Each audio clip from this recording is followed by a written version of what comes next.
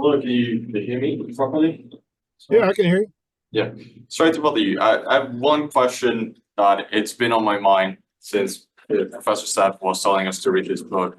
He really suggested it. And in your book, The New Model of Selling to an Unsteadable Generation, you identified that the modern buyer is really well informed, skeptical, and often really unsellable as you develop, engage, learn, tell, ask process in developing relationships and closing sales in the environment.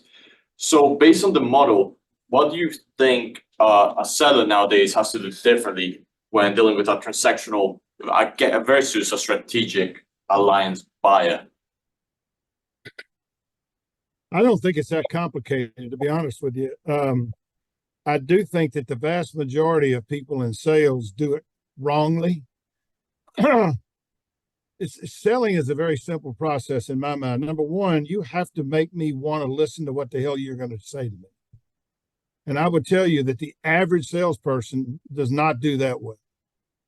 Now, if you actually look at what some of the experts say, Brendan Kane wrote a book called Hook Point. I don't recommend it, but he has a brilliant thing in there. He said that if you want people to listen to you, you actually have to practice pattern interruption, and y'all should be writing this down. Pattern interruption that makes them want to learn more. The average salesperson goes in with an agenda and says, today I want to discuss with you, how much we can save you money on toilet paper, whatever you want to say. And the reality is, as soon as you say that, who do you think you sound like? Who do you think you sound like? Every other salesperson. And if you're going to be successful, you can't sound like the same person. Now, I would suggest that if I were you, I'd go in and say, hey, can we do something different today? That's pattern interruption. If you say to anybody, can we do something different today? 99% of them will say what? Sure. Sure. And then they'll say, well, what do you want to do? Here's my next thing. Now, you're going to think this is sacrilegious. It's not. I'm going to say, I don't want to sell you anything. Now, the moment you say, I don't want to sell you anything, you've actually checked one of the most important boxes. You have demonstrated that you are not biased. And if you want to share information with another person, two things need to be true. And I learned this from a technology newsletter. I didn't make it up. Number one, the person has to believe you're not biased. And the vast majority of salespeople sound biased every single day. Second thing is the people have to believe that you understand them. My sense is, in all the years I've been doing this, the average person never gets to true understanding. And I'll give you a simple example. I mean, first place, do you have the right definition of selling? Whenever a client hires me and they say, hey, we want you to do some sales training, first question I ask them is, let's say you got 15 people in the room. And if I ask you to do this now and say, write down your definition of selling, I'd be willing to bet half of my net worth that you have 50 people in there or 30 people in there, you'll get 30 different answers. Now, I would say to you, that's problematic because selling is fundamentally only two things. This is my view of it, right? And I learned this from, doing an awful lot of reading. Selling is teaching. In every successful sale, some education takes place.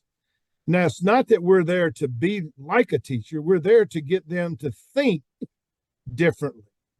Now, you cannot change what somebody thinks until you know what they think. And the vast majority of people don't ask enough questions to actually ascertain that the person believes that they truly understand it. And so the next thing, selling is teaching, and selling is finding out what people want and helping them get it. Now, here's the reality. Most people don't know what they want, but they think they do. And so our job is to get them to think about something where they go, heck, I never thought of it that way.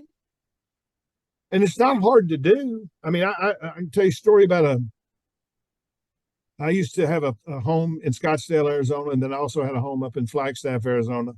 And when we went up to the house in Flagstaff, I wanted to get a printer. Now, this was back in the days where printers weren't that popular.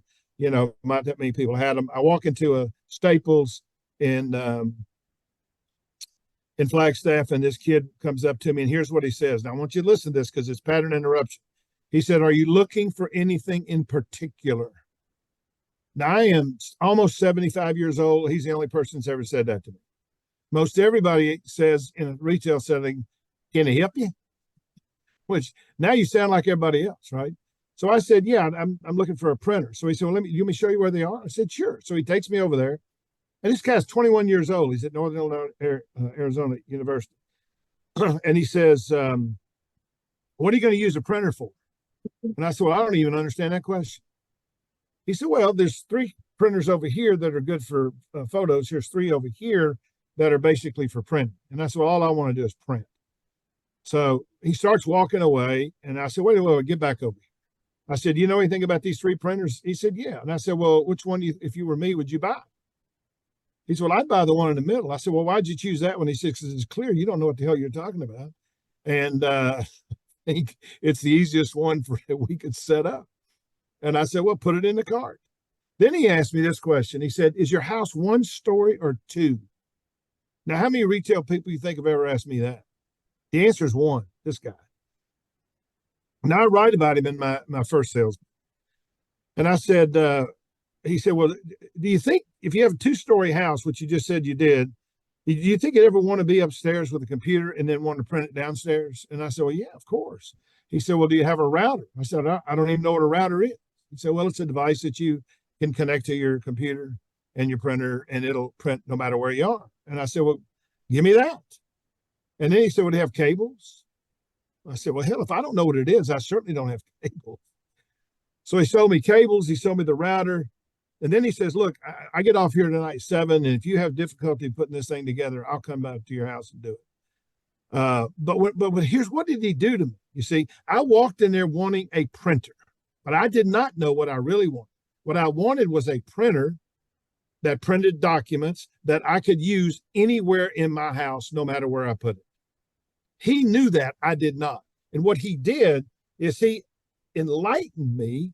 He taught me that that's exactly what I need. So to me, when I'm talking to somebody, in my business, we're selling, projects that are usually 6 figures, occasionally 7 figures.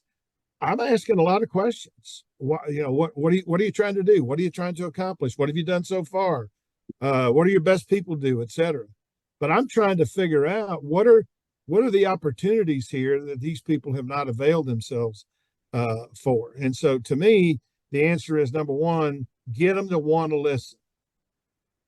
And then you just ask them questions so you find out, what do they think? You can't change what somebody thinks until you know what they think. And once you know what they think, then you can start challenging that. You could say simple things like, can I argue with you? I've said that 50 times. No one's ever said, no, you can't argue with me. And so I think the key here is, if you're going to be successful, you got to get it right at first. And the first thing you want to do is you want to get them to get them to want to hear what you have to say. And the average person that does not do that. And I don't care what you're selling. If you get me, now here's the other thing. If you know that the statistics say that 80% of sales are closed on the 5th try or after. If that's the case, and this is one of the things I talk about in the book, I would spend a heck of a lot of time building my relationship with the gatekeepers, because the gatekeeper is the most important person that you will ever speak to, because that person controls whether you get in or you don't get in. And if you have to waste 2 in-face calls to build a relationship with that person, it's worth everything that you did. Is that helpful? Sure. Sorry. Before you do that, I'm going to jump in here real quick because I don't want to lose thought of this. Hey, Jerry, I'm John Carson. I'm here joining you as co-presenters here. But if you have any idea how much he just gave you as food for thought for sales, it'd blow your mind. But I'm going to summarize a couple things that I picked up from it. 1, don't throw up all over your customer. One of the things that you're going to go do is you're going to get really educated, and you're going to want to throw up all over your customer. Don't do that. Stop, pause, remember PIPPC, purpose, introduction, probe. That's what he was saying. Ask the questions, present, then close. And what he did, and we were talking about it earlier, right, on a little session, is what if the customer doesn't have what I, have a need for what I want? Well, you're there to create the need. he just gave you an example of a great way that a salesperson created need above and beyond what he even knew he had, right? So there's a term that I also use that secondarily to this. Education creates confidence, confidence creates sales. The more you educate yourself, the more confident you're going to be, the more sales you're going to make. And that also goes the same thing for the customer. And then I like your comment too is, you know, when somebody says, I don't want to buy, give me is there a particular reason why? Get to the root cause of why they're saying no. And then go sell to that no. Trying to jump in there, Jerry. I want to make sure No, listen, I think your ads were really, really good. A couple of things I would say is, one is when anybody says to me, you know, something about, you know, they don't need this or that, I'm gonna say, well, how much in detail do you know about it? Now listen to those words. How much in detail? Because most people don't know in detail because you're trying to get to the details. They haven't thought about that. The other thing that I always say, and I think you're 100% right. I like everything you had to say, but also one of the things I wrote about in my book, and it took me a while because when I started in sales, you know, in the early 70s, and I was awful, and I didn't like it, and it wasn't until I got that definition of selling that I began to say I can sell anybody that has a real need. But also, right in my second book, I say the less you care about the sale, the more you sell. And this goes right to what John's talking about. If you have the confidence, then you're not in a hurry to try and sell anything. What you're trying to do is to find out, is this person have a gap or an opportunity to improve whatever their situation is, and you can fill it because you know how to actually have that stuff surface because you're really good at asking questions. And so I think it's really important that you really think about the less you care about the sale, the more you sell. What do you care about? You care about being great at your job. You care about doing exactly the kind of things John's talking about, exactly the kind of things that you're being taught by Zev. And I think, you know, I could tell you when I started as a manager in 1981, I'd read 3 books in 10 years. I read Jaws, QB7 in anticipation of moving to New Jersey. I read The Godfather. And I remember driving to Birmingham from Charlottesville, Virginia, where I was a rep, and I was going to be the manager in Birmingham. And I remember saying this to myself: I know how to sell, but I don't know how to teach it. And so I bought a book called Winning Strategies in Selling by Roger Staubach and Jack and Gary Kinder. Don't write it down. It's not a good book. My book's better. But he said something there that changed my life. He said this. He said, chances are you'll be the same person 5 years from today that you are today, with the exception of 2 things: the people you meet and the books you read. And the person who won't read is truly no better off than the person who can't read. And I realized that day that I had been illiterate. Now, I have read 640 business books since that day. I've written 5 bestsellers. And I will tell you that those 2 things are true. Number one is, and this is the other thing I would say, you're standing in front of you are 2 of the top salespeople in the world. And if I were you, I wouldn't leave there without their information. I wouldn't leave there without them asking them, is it okay if I contact you? You know how often people do that? The answer is only the ones who really want to win. Because at some point in time, John can probably help you. He may be able to help you get a job. He may be able to help you solve a problem, but he's not going to do anything if you don't stay in touch with him.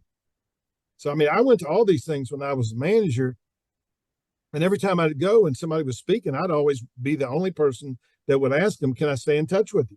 They never said no. And so I think a lot of it is, how do we continue to teach ourselves about what works and what doesn't work?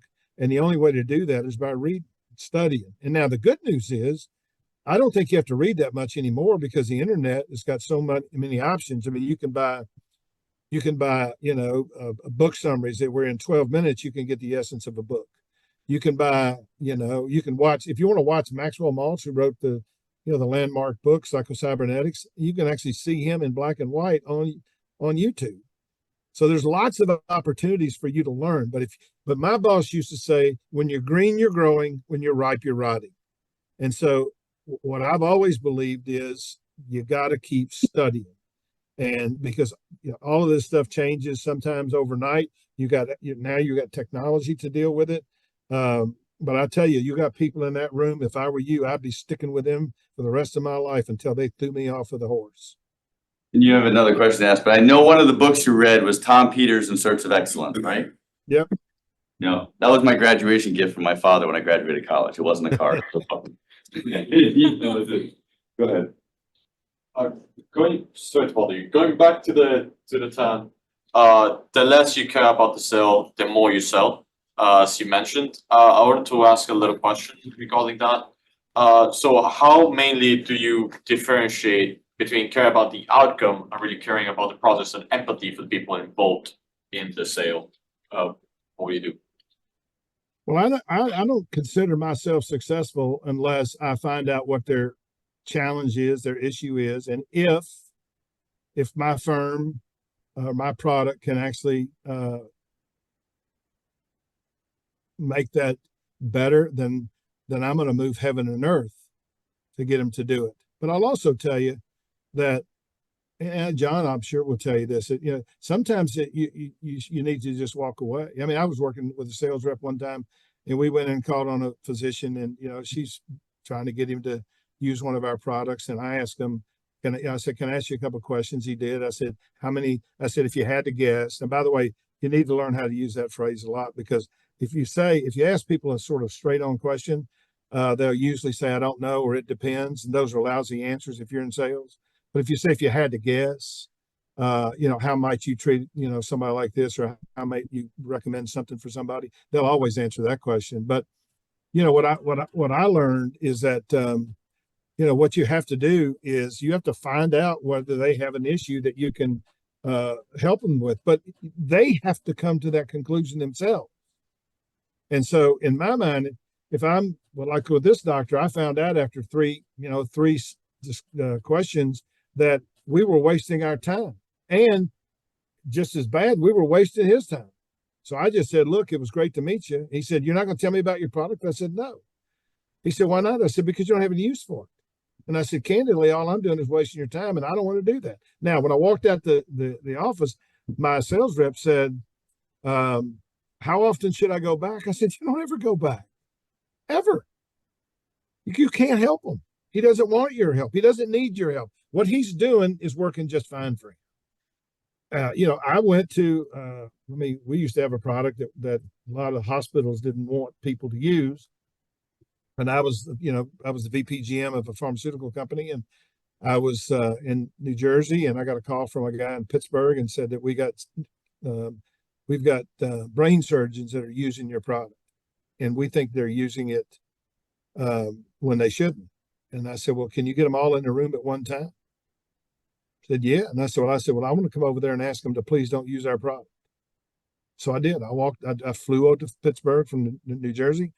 I walked in. Of course, I took, one of my medical folks with me because I got a degree in English, and I had a hard time getting that. But I just said, look, the reality is if you keep using this product in surgical prophylaxis for these patients who have brain surgery, you're going to cause resistance to this product, and you're going to render it neutral, and it's going to be useless. And I'm asking you, I have P&L responsibility for this business. I do not want you using my product. And it stopped it immediately. So I think a lot of it is you have to have a conscience. You have to have a sense of morality where whether you're asking them to do something that is actually going to benefit them. And if it's not going to benefit them, you probably shouldn't be asking them to do it. Is that helpful? Yeah, two things I'll just add into that I'm thinking about from my career is one time, so it sounds like, Jerry, you primarily sold product versus what I do was selling services. Right. We had a support benefits administration for clients. So one time I was in Burlington, Massachusetts with a new salesperson. They're making their presentation, and the CEO comes into the room and is as arrogant can be. Just a jerk. We get about 3-4 minutes into the presentation, and he's beating on the salesperson.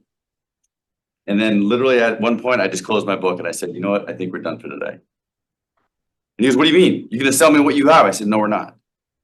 I said, because if you're gonna treat our salespeople this way, you're gonna treat our operations people this way, our customer service people this way. That is not a client that's gonna fit well with our culture. So don't, just because you're gonna make a buck, you gotta think about the people on the back end. The other thing I would call out is this element of a prospect universe. I think one of us was talking about it earlier. I had a salesperson, he was from Louisiana, and he ended up, he was a new hire. So I met him in Chicago, we flew into Chicago, we met at the airport. And he came to me with an Excel spreadsheet of all the prospects that he had on his list that he was working. He had 49 prospects on his list. I'm his new manager, he wants to impress me. He's got a lot going on. I'm new, so I didn't even know really the gist of the overall business. So I just listened. 3 weeks later, I gave him a call and I said, hey, AJ, I want to sit down with you one more time. I want you to go through your list one more time and I want you to ask one question. How many of those people on that piece of paper said, yes, you can bid on my business? It was 4. That's his prospect universe. Everybody else was a suspect. It's a dream. And he had false hope. So know who you're selling to and making sure that you're confirming with them that what you have, they have the need for. Sorry to bother you. In one of your jobs as the health administration sales VP at Allied Solutions, it says that you led a team of sales executives, that you work a lot with basically the salesmen. And I was wondering, as a prospective salesman myself, what are the challenges that newcomers usually face? How can we overcome it? Any tips and tricks to have? Well, first, considering half this class is women, so people, right? Number one, I would tell you, number one, as a manager, try to split your sales force between men and women. I've had a very good fortune of being able to have a split sales force in my whole career. So if you get into sales management, keep that in mind. Because you saleswomen are probably going to be better salespeople than the salesman. God's honest truth, that's been my career. But what I would say is, one of the things about me, again, is that education creates confidence, confidence creates sales. Educate yourself within the organization, not just the product and services and what you can provide. Leverage the tenure of the people that are ahead of you. Okay. I have a big belief in having mentorship within an organization. Leverage those mentors. One of the things that Jerry said is like tap into the people and resources that you have available to you. Don't do it as a ping. Ellie, my daughter, will tell you this tenfold. Don't ever send a LinkedIn invite without a message. What is that? And if all of you are sitting there trying to collect and make as many LinkedIn connections as you possibly can, that doesn't mean anything. It is about the quality of those relationships and the network that you create than the quantity. I don't care that you have 2,000 people on your LinkedIn, right? Can you pick up the phone and call them and ask them to do you a favor? Build network relationships, closeness with those people that you can have a bond with for their careers. Just a couple things. Thank you. Earlier, you both kind of mentioned kind of purposely not making a sale, especially if you didn't really align with their values very well. Was there ever a point where you weren't the boss and you were just another sales rep and you did that, your boss would get mad at you for not making that sale? Not making that sale. I had some great first bosses. Great first bosses. There's 2 women, Janice Bell, Sue Boardman. I was selling a product that it was called Section 125 plan. My first sale was to Natural Intelligence. It was a grocery store in Cambridge, Massachusetts, small little business. And I went there with my first opportunity to make a presentation. I called it a Section 128 plan because of Bruce 128. By mistake. The customer had no idea. We ended up making the sale in the end, but she didn't make me feel bad after. She corrected me after that. But the 2 of them would never put me in a position where I had to force myself into getting a sale. I was in the copier industry before that. And I will tell you, that was a tough industry. Jerry was talking about printers. I can show you the rip paper trick on a copier on how to jam it. That's what they were teaching, right? How do you manipulate a client and thinking something's going to happen when it's really not going to happen? Because I knew the leading edge of that paper was not going to jam the machine, even though I said it was going to jam the machine. Wow, the machine must be that great, it doesn't jam. I mean, there's just, I will tell you, if any of you haven't taken an ethics class, please do. and you're going to find people that are around you that are going to be trying to cut corners, don't do it. Because it might be a little thing in the beginning. They'll keep trying to do it more and more and more, and then it gets really bad. Don't ever start, and you never have that problem. Sorry, Jerry, you have anything there? You dad? Yeah, this is just Jerry's view of the world. And I loved hearing what you had to say about your first, supervisors, John, because I will tell you, my first 3 supervisors, which was the first 14 years I was in the company, were the greatest bosses in the history of the world. And I would be nothing without them. One was, I was with one for 6 years, and then his boss, I became equal to him. And then I was, I worked for his boss, who was a regional manager. Of course, I woke up one day and I was all of them's boss. But I will tell you that when you're interviewing, you need to interview the manager. And when you ask questions, when you go getting a job in sales, you need to ask them, how many people have you promoted? How many people have you helped become more successful? And if the answer to that is none, it's fine if they ain't been around long. But if they've been around 3 or 4 or 5 years and they haven't promoted anybody, you want to find somebody else to work for. And so also think that the average person who interviews doesn't really know what kind of questions to ask. I tell people all the time, don't ask about the pay. Don't ask about the vacations. What you want to do is say, tell me about, how do you train people? Tell me what are the 2 or 3 most important attributes that your best salespeople have. I want to know that. Because if I know that, then I can say to myself, okay, I can see myself in that kind of a role. I think the other thing too is one of the mistakes that I know people make a lot is when they ask you, do you have any questions?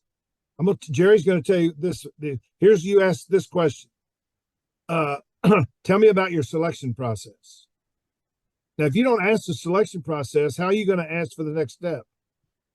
You can't. But if you say, tell me about your selection process, they'll say, well, it's this interview here. It's 30, 45 minutes. And if we like you, we'll bring you back and we'll interview you with a panel. I don't give a damn what they're going to tell you. What I want to know is that whatever they say the next step is, when I leave there, I'm going to say, look, you said that the next step is a panel interview. When can you and I schedule that? Because if you won't close me,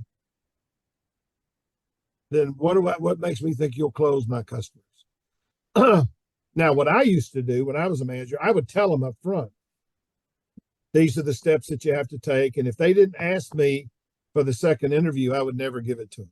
Now, the other thing I'll tell you, and this is interesting, I hired 20 people in 8 years. 19 of the 20 were in the top 50 out of 600 within 2 years. The only one that wasn't, I fired after 3 weeks. But what was interesting is that 3 of the people that I hired, I rejected. And all 3 of them called me and said, I think you made a mistake. And I said, well, what do you mean? He said, well, I really want this job and I'm going to stay in touch with you until you hire me. Now, I interviewed 1,000 people. I hired 20. That means you had chances to get the job with me were 1 in 50.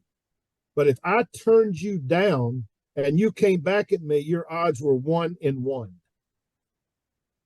And so don't be afraid if you really have a connection in your mind with the person that you talk to, the company that you're talking to, and what they're selling. Don't be afraid to go back and say, I think you made a mistake. I'm going to stay in touch with you because I want to go to work for you. And the reality is the average person won't do that. Now, I only had it happen to me 3 times, but I hired all 3 of them. And Jerry, I'd say the same thing. About 80% of the time when I go to the interview process, and you're not going to have this, and you may have seen this already. Is you go into an interview and the interviewer, in my opinion, isn't professional enough to be able to decline you right then and there. Right? They let their recruiter or somebody else, or they send you an email. I'm not that way. If I don't think a person's right for a job, I'll actually let them know that I don't think this is the right job for you. But to Jerry's point, 80% of the time that I've ever done that, if not 90% of the time, the person's like, yeah, you're probably right. Do I want that person as a salesperson? No. I want somebody to say, well, is there a particular reason why? And then talk it out. That's a salesman or saleswoman, right? you ever like change your mind, like maybe after you tell them and they ask, like, is there a reason why, and they speak more about themselves? Do you ever switch, or it's like that? Typically what it is I do see something that I don't think will connect in direct sales. Here's a good example. So I had a guy who interviewed with me, very technically competent. He's only seen the presentation and closing of sales. He had never really seen what true selling is, which my definition of selling is prospecting. It's getting someone to the table who didn't think they were supposed to be there in the first place. Presenting, I can teach any of you how to present. That's easy. My whole day was put a tape recorder down. I would make a presentation. You'd listen to it over and over and over and over again. And then you just regurgitate that when you go on a presentation. That's a presentation. Closing, I can teach you how to close. But getting someone to the table who didn't think they were supposed to be there in the first place is the hardest thing about selling. So when this came about, this guy, Rich, he challenged me. And I said, here's what we'll do. I'm going to put you into a technical position now. Then over the next 6 months, I want to start bringing a prospect opportunity to you here and there. I'll give you a list of 10 prospects. Why don't you start dialing out on those prospects and see what happens? And if you're able to uncover and get yourself to the table, we'll bring a salesperson in and make the deal happen. Eventually he did. And within a year, he was on the sales team. So I took what I could out of what I needed at the moment, which is a technical person who I could see that could grow into a sales position. Help. I think Yeah. the other thing, John, one of the things, one of the first person I ever hired, it was really interesting because I was getting ready to hire a woman, and I thought, she was the best candidate. And then my wife calls and says, hey, you need to interview this guy. And I said, why? He said, because he's called here about 7 or 8 times. I'm thinking, well, how did he get my number? I ran an ad in the paper, so I didn't give anybody my number. So anyway, he calls me and I said, well, I can get rid of this guy in 2 seconds. So anyway, I got him on the phone, and so he starts asking me questions, and then he starts telling me about himself, and I'm thinking to myself, this guy's actually sounds pretty good. And so anyway, I said, well, why don't you come in for an interview tomorrow? Now, in my mind, I'm down the road towards, hiring somebody else. Well, he comes in the next day, and I look outside, and he's a very large man. And he is, I would even say, and I love him to pieces, uniquely unattractive. And so anyway, and I'm saying to myself when I see him outside, I said, God, I hope that ain't him. And it was him. And he comes in and he interviews. I interview him a second time. I liked him, but I decided to reject him. Now, after I rejected him, you got to understand this was 1981. We didn't have internet or anything like that. I called him on a Friday night. I told him I wasn't going to hire him. I never did call the other candidate. And then the next day when I went to the mailbox, I had 5 letters in my mailbox. One was from the governor of Alabama. One was from the president of Auburn University. One was from the surgeon who would be his biggest customer. One was from the guy who owned a drugstore that he worked at, and he had 2 jobs. And the other one was his current boss at his job at the junior college. And all of them said the same thing. You are a functional idiot if you don't hire this guy. And so, I'm a big believer if 2 people tell you you're drunk, lay down. So I hired the guy. He goes to the home office. He flunks the final exam, comes back, and I go to work with him. And I said, I'm here to teach you how to do this stuff because he never sold anything. So I go the first day and I make this call. We got out of the call. He says, I can't do that. I said, what do you mean you can't do that? I can't do what you just did. I said, okay, you just let me make a few more calls and you'll be able to do it. Well, for 3 days, he never made a call. He kept saying after every call, I can't do that. It's not my style. And I said, well, first place, man, you got no style. I mean, I'm here to give you style. I can't do that. And so anyway, I finally left him on a Thursday, decided I got to go home and fire this guy. And I got to save, this is the first person I've ever hired. And I said, I got to make sure I don't embarrass myself to my boss. So I told him he asked me when I left, we were in Selma, Alabama. He says, what do you want me to do? I said, well, we just launched this product. And I said, why don't you go to some of these hospitals and see if you can get it stocked? Now, I was leading the country. We'd only had the product out for 2 months, and I was leading the country, and my average rep was doing $5,000 a week. So he said, all right, I'll do that. Now, I'm trying to figure out how to fire the guy. So he calls me the next Friday, and I said, so I still hadn't figured out how to fire him. So he said, hey, what do you want me to do with these orders? I said, what are you talking about? He said, well, you told me to get these orders. I said, well, how much is it? He said, $26,000. I said, I like your style.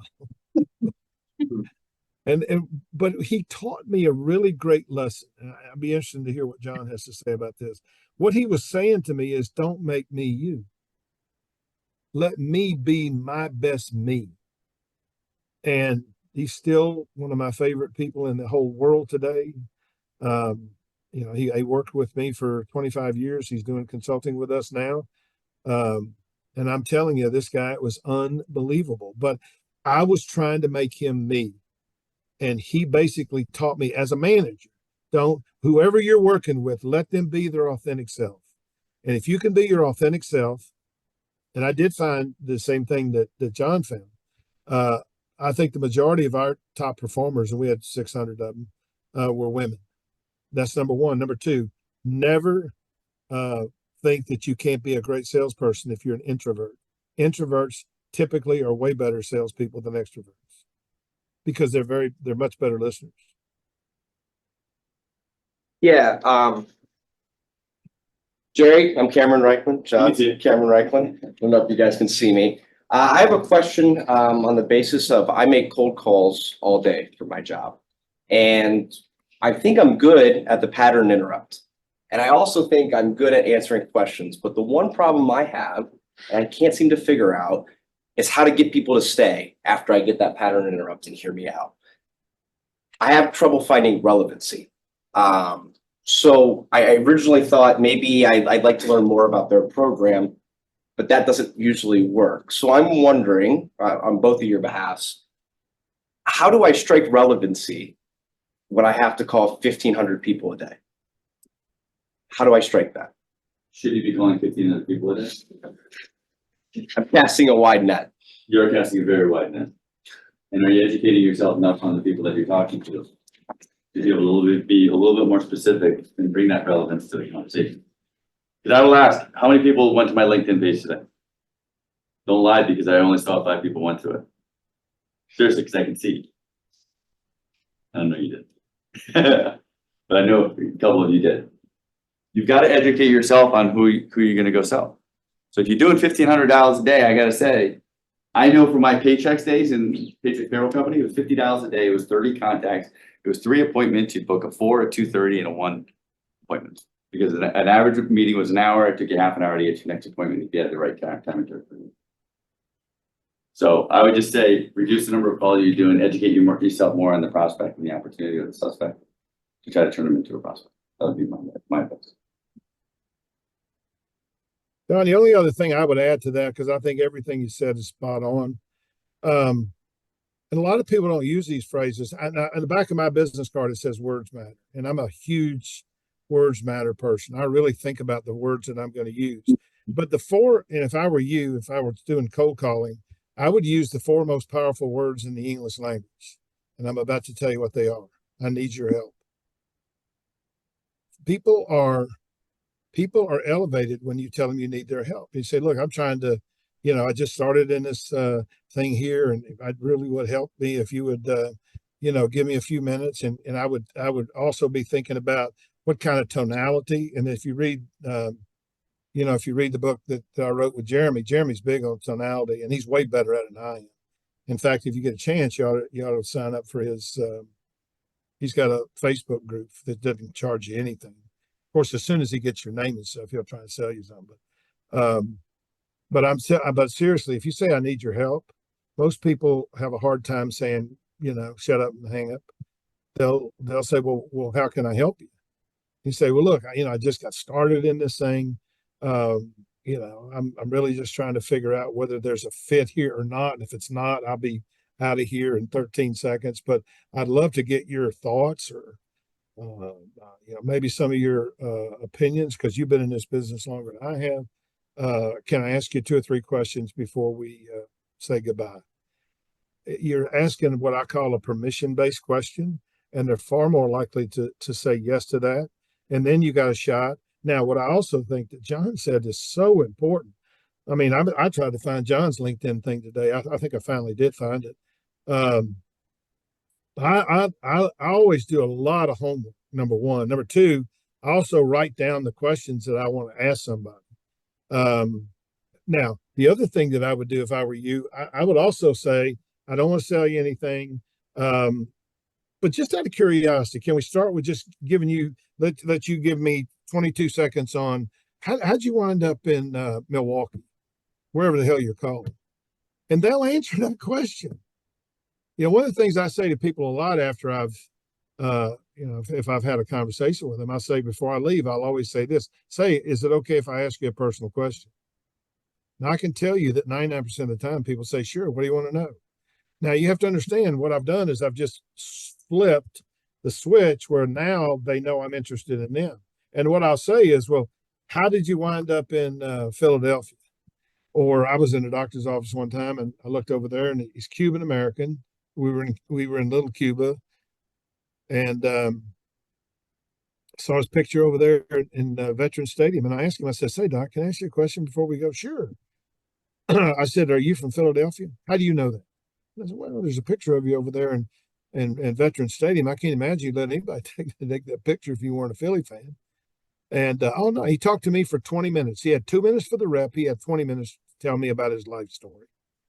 And so part of, I think, what we need to do is to actually make sure they know that I'm not just here to sell you. I would like, in a perfect world, to build a relationship that I can tailor whatever I'm doing to benefit you and the people that you work with. Yeah, sorry to cut you off, but one thing I was going to say is we were talking about earlier, steal with your eyes was something that we learned when you go cold calling, right? You steal with your eyes. You go in to see somebody's pictures on their walls, or and that's how you create dialogue and conversation. For these students, stealing with your eyes is going out to social media, whether it's articles people have written, their LinkedIn page, Facebook, right? I was talking to someone about, go to somebody's Facebook page, and you might be like, well, that's kind of weird because it's personal. But I will tell you, if you go to somebody's Facebook page and you see that their daughter, for example, is an equestrian, I will tell you, I can go into a meeting and bring up riding of horses at any particular point, and they will start talking about their daughter, right? I didn't say that I went to their Facebook page because that is kind of creepy. But I'm stealing with my eyes. I'm learning from the information that's given to me in the public eye. What else? Okay, last one.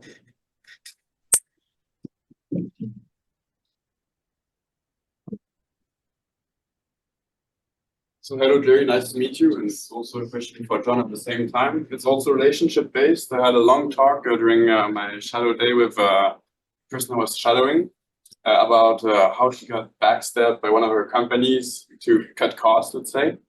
Competitor? But no, not by a competitor, but her own company who hired a negotiation guy to cut the price down basically, but after they already negotiated it and agreed upon it. And I was like more curious about not the relationship with the company, but relationship with other salesperson. There was like a guide of conduct or secret guidelines that you follow, or if someone goes behind your back, if it's fair play because it's a sales game or something like that.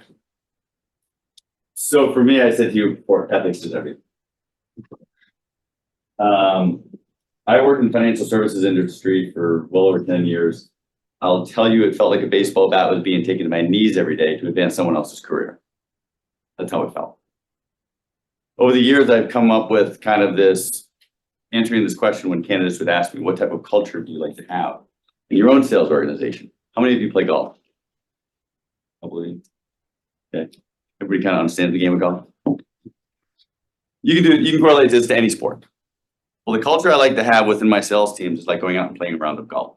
You want to play with people that are better than you. In many cases, much better than you. You might say to yourself, why do I want to go work in an environment where people are better than me? Because when you go out and you play around a golf with people that are better than you, you don't want them shanking it into the woods or duffing it or putting it in the water. You want to see them make that 30-foot putt. Why? Because number one, you're going to learn from them. But number two, because they're making those putts, you're now going to have the confidence that you can make those putts. But what I will tell you is you still want to win by one stroke. You still want that competitive fire. It's not taking a golf club and taking them out from behind. You want them to play the best game they've ever played, but you still want to beat them by one stroke. So what I would say is that you got to stay away from environments that are in a cutthroat environment to knock you down for someone else to advance their own career. I just joined an organization. I will tell you, I love it. Absolutely love it. Everyone in the organization is for each other. And I'm looking forward to it. So I wish you all the best of luck in being able to have great careers as much as I've had. Jerry, you got something there? No, I think that if you lose your integrity, you lose everything. And if you're with an organization where you don't feel that the people are basically have the same level of integrity that you do, then you need to find someplace else to go. And I think great salespeople, don't have any difficulty finding the right place to go. And you don't want to be, and I think, John said this, you don't want to be in an organization where, people are cutthroat. It's just not healthy. And it creates, man, I'm a big believer. I mean, I'm actually doing a program now for sales leaders. And the very first, there's 8 sessions. And but this one, the first session is culture is everything. Because the reality is the culture, and this is what John just was speaking about. I mean, he obviously has gone to an organization where their culture is completely and totally exactly what he wants or needs. But if you don't get culture right, you're not going to get anything. And if that culture isn't right, and if there's somebody there that's allowed to do things that are, untoward or nefarious, then I'd go find another job. Thank you for your answer. Gianna, Yes. thank you for holding. Go for it. Oh, my question was kind of answered, but I did want to, you discussed a little bit about female salespeople, and the industry. I guess I can turn my camera on, sorry. The industry that I work in motorcycle sales, power sports units, and the company tends to stray away from putting women in sales positions because they feel that they're not as effective because of the product that we're selling. Do you think that it has anything to do with the product, like the type of individual that you're bringing on board, like personnel, in terms of like their effectiveness and their position, or do you think it more has to do with their personality? So I'll give you 2 scenarios here. One is women in business a women's issue? How many would say it's a women's issue? Is women in business a women's issue? I know you're all looking at each other. If it's not a women's issue, whose issue is it? Why? Because everyone will be affected. Like women have something to bring to the table, and like if there was no women, all population, not just women. All right. Very good. Thank you. So think about this, and this goes for the women just as well. We have a responsibility as men to advance women. And I will tell you, all of you as men can advance your own careers by advancing women. So keep that in mind as you grow your careers, hire women. I had an opportunity one time to, is it Gianna? Yeah. Let's say that right? So I had an opportunity one time where somebody at work said, hey, can you interview my cousin? She's looking for a job opportunity. She's been selling books for years and has done very well at it. But she's not really crazy about it, and she'd like to look for a new opportunity. I said, yeah, I'll meet with her. I met with her in Chicago. I first did a phone interview, which I always do phone interviews. I don't do them on video. I do them via phone because I want to hear the person's voice and their voice inflection and how they can interact with me without seeing me. So then I said, all right, I'm going to be in Chicago. Why don't we go ahead and get together? We got together in person. I met with her. We hit it off. She was a spitfire. The energy that she had, Gianna, was amazing. Everyone told me not to hire her because she had no experience in benefits administration. How is she going to be? She sold books. And I just knew after being in business for 25 years, I knew she had what it took to be successful at this job. So I ignored everybody else. I was the hiring manager. I said, screw you guys, I'm going to hire her. I hired her. In her first full year, she became the #1 salesperson. In her first full year, she doubled her income. She went from $150,000 a year to, I think it was $350,000 the first year. The following year, she made over $500,000. In the last 3 years, she's made over $500,000. Every time she's gotten her bonus check, I get a text or a phone call thanking me for having hired her. She did the job. I played my part. but she did the job and gets all the credit for what she accomplished. So to answer your question, anyone that tells you because you're a woman, you can't sell motorcycles or motorcycle parts or anything like that, or anything for that matter, tell them to go screw and go work for somebody else. That's my advice. Derek? Anything you Well, add, Derek? I think he's 100% right. I mean, when I did an analysis when I was running a pharmaceutical company, but the not vast majority, but the majority of our top people were women. And so in my company now, we've got about 14 or 15 employees. We probably have 9 women and 4 or 5 guys. And I mean, sometimes you miss on them. I mean, I've got a VP now who I told him not to hire. And it wasn't because I didn't like her, but it's because she had never been a client of ours, and I like hiring our clients. And but you know, but I also am smart enough to know that I don't make all those decisions. And the guy who's president of my company and I'm the CEO, he said, "No, we want to hire." And I said, "Well, hire her then." And she knows this story, but she's probably, you know, the biggest producer we have. And she's got this. She's from the Bahamas. She's got this endearing accent. Lives in California. And I did a session with her. She and I did a thing for 4 or 5 hours about 3 weeks ago in Orlando, and she blew me away. I mean, I'm the face of the company, and I'm the CEO, and I'm the one who writes the books and does all the speeches and stuff. But I never saw anybody better prepared than this woman in my life. So I think you can sell whatever you want to sell, and if you want to learn how to sell motorcycles, I can hook you up with somebody in Phoenix who's really good at it. His name is Ron Long. And he's one of my favorite people in the world, but that's what he does now. He's been doing that for probably the last 5 or 6 years, but I know he's wildly successful. Yeah, we've had a few women's sales staff, but the major thing is that I've noticed that like the qualifications they require for the women is intensely higher. Well, You're going to find that, and I have to tell you, you're going to find that not only from men, you're going to find that also from women. It's true. My wife will be the first one to say it, right? As strong as I'm telling you as men to advance women, women need to truly advance other women. Don't look at it as competition, because I've seen it from the interactions my wife has had in her 25 plus year career, that other women say it, but they don't do it. So, but again, don't go to a company that doesn't want you. You should feel wanted, and they should respect that. Good luck. Thank you. Well, I want to make sure that we're mindful of time. Let's thank Jerry Acuff for coming in here.